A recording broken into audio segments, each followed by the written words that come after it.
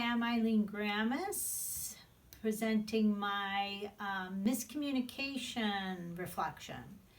And I wanted to talk about when I first started teaching yoga. And I had a student by the name of Salva, and he was from India, living in the US. And when he came to my class, he was very polite and tried very hard to do all the yoga poses I taught. Many times during class, a student will ask questions to understand what it is I'm asking them to do, and I will demonstrate and hopefully help my students understand.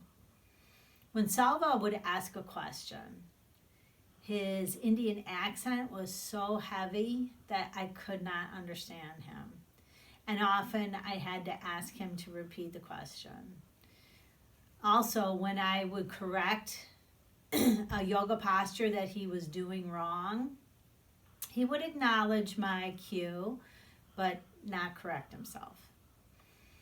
Yoga teachers learn to notice when students are performing postures that could potentially injure them and try to correct that to avoid injuries, especially to the hips, the knees, and the shoulders.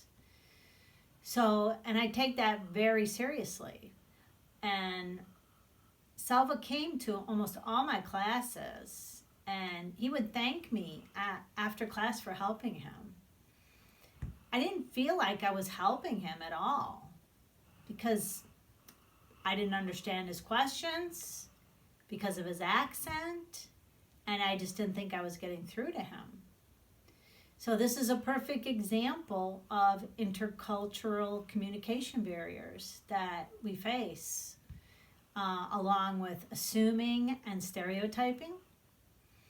There's also the masculine and feminine roles, and the fact that in certain cultures, being female gives me less authority and ability to lead, which is true in the Middle Eastern cultures. So I was feeling frustrated and decided to talk to my yoga teacher. She's very knowledgeable about Indian culture, and she told me that Indian people will acknowledge you and then do exactly what they want to do anyway. It was very common. So this helped me a lot and kept me from worrying each time Salva came to class and didn't do the corrections I gave him. He often did yoga poses in a way that the other students would notice, and I'm sure they were wondering why I didn't correct him. So it was quite a challenge. So throughout my yoga teachings and practices, I've learned a lot about Middle Eastern culture. Oh, beautiful. And it has helped me be a better teacher. We can explain, give examples, but it comes down to your student wanting to understand and learn the information being presented. Not everyone will, and that's okay.